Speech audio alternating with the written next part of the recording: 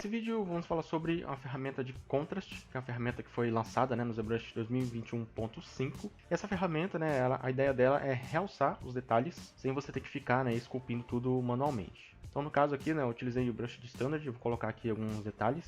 Você vê que ele está bem fraquinho, Até alterar um pouquinho o alpha aqui, vai ajudar bastante. E assim, aqui dentro de Deformation, a gente tem agora um slider de Contrast. Então, à medida que eu vou aumentando esse slider, você vê que a malha começa a ficar com os detalhes mais visíveis. Então, eu vou aumentando cada vez que eu clico e arrasto nesse contrast para a direita, Aí você tem aqui o valor positivo, ele vai aumentando para a gente. E se você fizer para o negativo, ele vai sempre diminuir, só que vai chegar um momento que não vai ter mais os detalhes. Então, ele não vai conseguir inverter esses detalhes da malha. Isso porque cada vez que você clica e arrasta nesse cara, ele está pegando o modelo que está na tela e considerando o valor de contrast a partir dele. Então, se você fizer isso para o negativo, ele não vai ter nenhum detalhe aqui.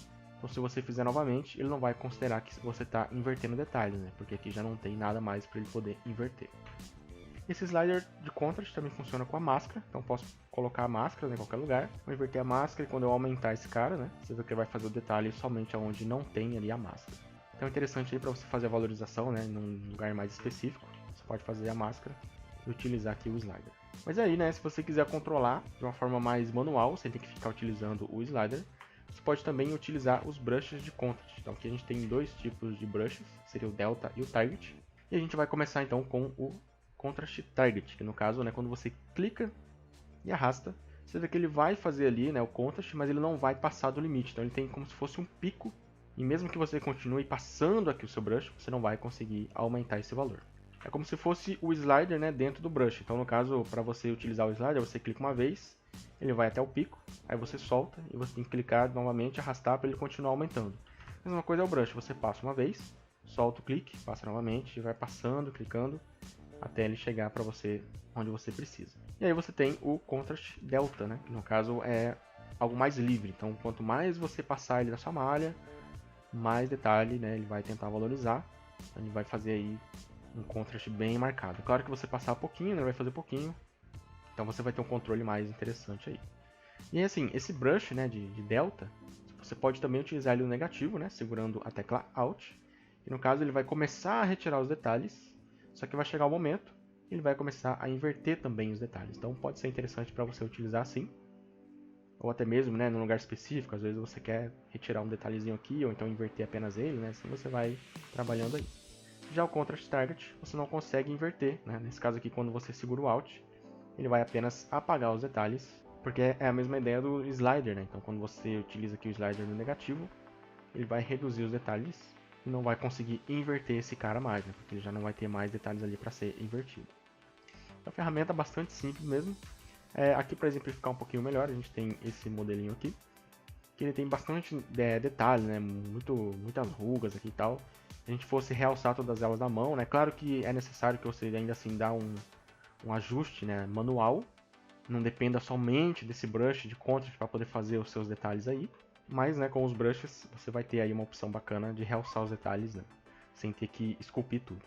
E também, se você estiver trabalhando com impressão, tiver que realçar alguma área, sem ter que ficar esculpindo para correr risco de estragar o modelo, aí o Contrast ajuda bastante nessa parte também.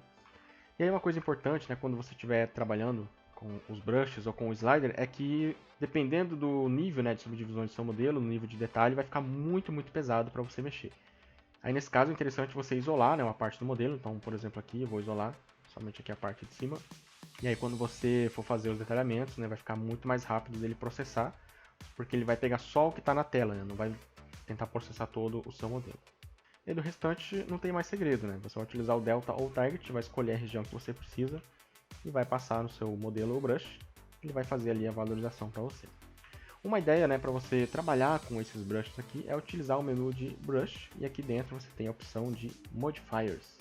Então dentro aqui desse Modifier você tem Brush Modifier, que seria esse slider aqui em cima. É legal utilizar ele junto com esses dois brushes aqui, porque ele vai dar uma visão um pouco diferente sobre como esse brush vai agir no seu modelo. Então repare que ele está em 25, no Delta, e à medida que eu vou passando ele aqui no modelo, ele começa a pegar as cavidades, a mandar lá para dentro, e pegar os picos e mandar aqui para fora. Então você vê que ele começa até a distorcer o modelo. Só que aí, imagina que você não quer distorcer o modelo, você quer só realçar mesmo o detalhe, Então nesse caso, o interessante é utilizar aqui o Brush Modifier em 0. E no caso, ele vai pegar ali as cavidades apenas e vai fazer apenas um realce dela. Então repara que eu vou passando ele aqui no modelo. Parece, né, que não está tendo muito efeito. Mas aí, ó, se eu utilizar aqui o Ctrl Z, você repara como ele está valorizando, né, a ideia do modelo sem estragar a malha. Assim, ele está tentando utilizar o máximo possível ali apenas nas cavidades, sem fazer com que a malha fique muito distorcida. É basicamente um sharpen que ele está fazendo na malha, sem alterar muito a volumetria. Então no caso aqui eu vou dar Ctrl Z.